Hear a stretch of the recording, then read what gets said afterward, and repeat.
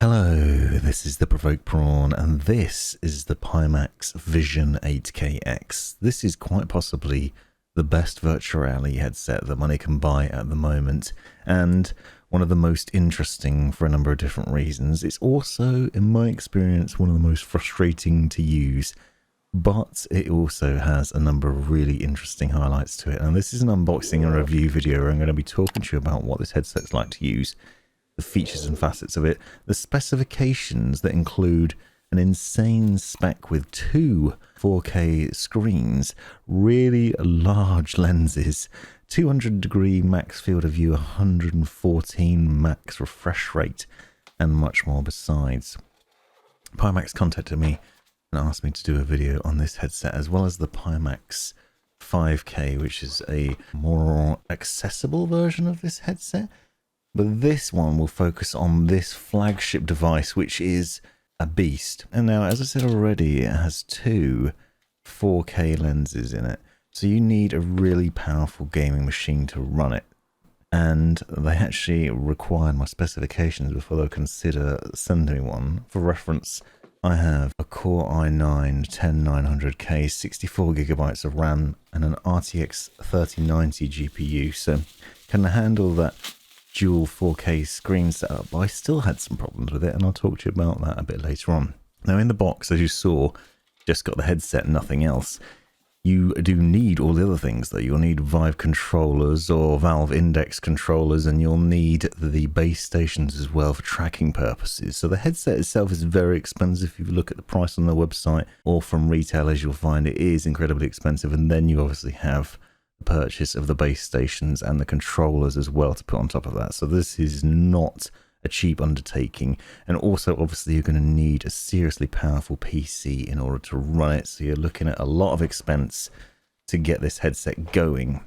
If you already have the Vive ecosystem though, with the Vive Pro or the original Vive, you can obviously just use your controllers and base stations and upgrade that way, and then purchase this headset for some seriously good visuals. Now, the Pimax 8K, as it stands out of the box, has some similarities to the HTC Vive Pro 2 that I reviewed recently. A very nice looking headset with a really good solid design to it, an extendable headband, nice padding, etc. But one thing that you will notice is the sheer size of the thing. Side to side, it has a very sort of ultra wide look to it. It looks enormous, and when you see it on the head a little later on, you'll get an idea of that. It also comes with a slightly different setup options in terms of the ear cup design. There are a number of different ones, whether you have speakers on the side or not, and you'll see this model that I was sent has these sort of adjustable off-ear speakers that you can actually attach some extra bits to put them close to your ears if you so like, and I'll show you what I mean and by that in a minute. You'll also note it just has three cables to connect to your PC: DisplayPort, USB 3.0, and USB, which gives you the power. There's no additional cables in terms of power adapters or anything like that to plug in, which is really nice. So in theory, it's plug and play and reasonably accessible, although obviously you need the base station set up separately. Here you can see the additional bits that I was talking about in terms of those ear cups. So these just stick on the top of the speakers that go on the side, and then they can sit on your ears. So you have either the option of off-ear or on-ear speakers, depending on what you prefer. And obviously there's some benefit to not having them on your ears because it can keep you cooler. And that's one of the things that I found with this headset and with all VR headsets, that you get quite hot wearing it. Now, it is quite a premium device with a large headset, as I said, quite a large chunky beast. And others have noted that it's quite heavy. But one of the things that I did note is that I found it was actually very comfortable to wear. And you'll find that because of all the extra padding at the back and on the front and the strap design. And you can see from the sort of movement of the headband that it has this really nice sort of flexibility to it. And I found that I could wear it for hours. I was wearing this for hours and hours, gaming and testing it out, and I didn't find it was terribly uncomfortable. Now, you can remove the faceplate, as you can see here, and you also have the additional sort of padding options in terms of what goes on the front of that and then sits on your face too. And removing that, I was then immediately struck by the lens design. It's hard to put this across in video, but in a minute I'll show you a comparison just to show what I mean. But you can see just how large These lenses are absolutely marvelous in terms of the overall size of the things, and you have really good flexibility in terms of the IPD adjustment. Now, I'll leave all the specifications and things in the description, but I found that I could easily adjust the settings on the Pimax to get it into the right position for my eyes. For reference, it goes between 60 and 70 in terms of the IPD adjustment, and you can see that movement here when you roll that wheel on the side. Really easy to do that manually without much faff. And I was really impressed by the design of these. Now, obviously, 2 4K lenses means that you can have a really crisp display and a really good resolution for your games as well. And because of the pixel count, it also means that the screen door effect is basically non-existent. You have a really clean visual setup and a really high-end VR experience. You are obviously paying a premium for that, and you do need the power to be able to run it, but you do get what you pay for. But the thing that struck me the most was just the size of the lenses, and what this leads to is an effect that's really hard to put across in video or even just talking to you about it. But when you're wearing that headset, obviously those lenses are right in front of your eyes. One of the things you experience usually with a VR headset is sort of blackness around the peripheries of your vision. And you really don't feel that as much with this one. You're really immersed in it. To give a demonstration of what I mean to some degree, here's the Oculus Quest 2, which, as you can see, is tiny by comparison. But the thing that's striking is the lens on the Pimax is like twice the size and more of the standard lenses on the Quest 2. So putting that headset on and diving into a game, you're immediately just surrounded by the game itself, and you get a look into that VR world that's much more striking, and it is glorious too. Comfort is obviously an important part of it though, and I think the design of this headset's been done really well, because despite the size and the potential weight of it on paper, it actually sits really nicely on the head thanks to this padding on the face pad. And you obviously have the ability to swap that out and go between the 2 options that are included. But the headband and overall setup of it is very similar to other headsets that I've tried, very similar to the HTC Vive Pro, for example. You basically have a deluxe strap here with the adjustable wheel at the back, the Velcro strap on top, those ear cups that can be adjusted into position. So it ticks a lot of the boxes in terms of the comfort, the look and feel of it, the overall design and build quality of the thing. It's obviously a very premium headset and striking when you first get out of the box and when you set it up and when you put it on your head. It's a very nice looking device, and it certainly seems like it's going to be worth the money from the initial setup. And I must admit, the experience once I've got it set up properly was also a very good one. Now, demonstrating just how you fit it on the head, it goes on, slips on nicely, and then adjusts. Now, one of the things that I would like to have seen with this, it isn't terribly easy, unfortunately, to like flip it out of the way, for example. And I'd really like to see a flip-up visor design on VR headsets, because it's so nice to be able to get them off. One of the things that I had with a frustration with this headset was I had to mess around with the settings a lot in order to get it working perfectly, which meant often going to my PC and fiddling around with settings on that, or using the virtual desktop settings to be able to access and tweak things remotely. So being able to flip the visor out of the way would have been a benefit. However, once you've got it on, it does block out a lot of the surrounding external light and allows you to just focus on the game. And because of the comfortable sort of large face padding as well, it just sits really well on the face and isn't obnoxious as some VR headsets can be. You do obviously have a lot of cables still, but that's a 4.5 meter DisplayPort cable that runs from the headset to your PC, so it's got a good amount of length in it, and I didn't find that it was constantly causing me problems and by tugging or nagging at me when I was trying to game, and so that's beneficial. But you can see just how large the headset is from side to side view, and so how much of it of your face it covers. And that is really good because it just doesn't let in loads and loads of light. However, what I did find is that because I'm a glasses wearer, that sort of pushed out some of the edge, and that resulted in a little bit of light bleed getting in. But I think if you don't wear spectacles, you'll probably find the experience even more superior than I did anyway.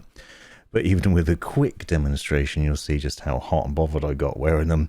This is the problem I have with most VR headsets though, so it's certainly not a negative statement against this one.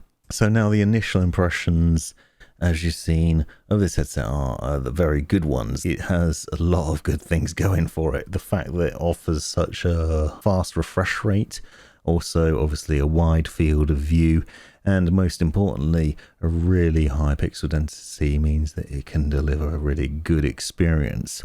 That does come with some caveats though. I plugged it into my gaming machine and I started playing around. I played a few different games and I started off with Half-Life Alyx because it's one of the best looking games around. One of the things that I found almost immediately was it looked really pixelated, which is obviously not right. Now I ran through the Pi tool, which is a bit of software that comes with it, and it basically talks you through the setup process. This software is very similar to Steam VR in terms of the setup. You're going through all the usual things. So if you're familiar with this, you're calibrating your play space so that you can play in an area in your room, either standing or being able to move around. You're setting up where the floor is, and it allows you to track your body using the base stations and that setup. This tool, though, however, also has a number of other things in it, which I'll show you in a second, which essentially allow you to tweak the settings for either upscaling the visuals or changing the field of view or adjusting the refresh rate. And one of the things that I found was that you have to do a lot of these things, tweaking them in order to get the games running and looking as they should for the best possible experience. What I found was this was a really frustrating part of the experience. Obviously, in a perfect world, what you want to be able to do is just plug your headset in, launch a game, and start playing with a really good experience and have that every time. But what I found was changing between games, I kept having to change the settings in here. You can see you have options for things like your field of view, whether it's large, normal, small, the render quality, and other bits like that. I found that I had to tweak a lot of those, as well as settings within Steam, within the games themselves, in order to adjust the visuals to get it looking right. When I did get it working properly, though, it did look absolutely fantastic. Half-Life Alyx, for example, looked really good. It was really clear, and just the views were amazing. And I had a similar experience with other games I played too. However, there were some games that just refused to run. I had a number of different games which I just couldn't get going. Microsoft Flight Simulator, for example, just would not play nicely with this headset, which was a real shame. And I had a few other games where there was a weird issue with the lenses where it was really jarring. I had one lens looking one way, one looking the other, and there's some flickering problems. I found that when I sat down and tweaked some of the settings and sorted that out in that way, then suddenly it was working.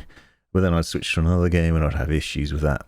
So that has been my experience with this headset, is that it is the best experience in terms of the visual performance. The graphics are fantastic and you get a really good experience once you've got it set up properly and you've tweaked the settings for it.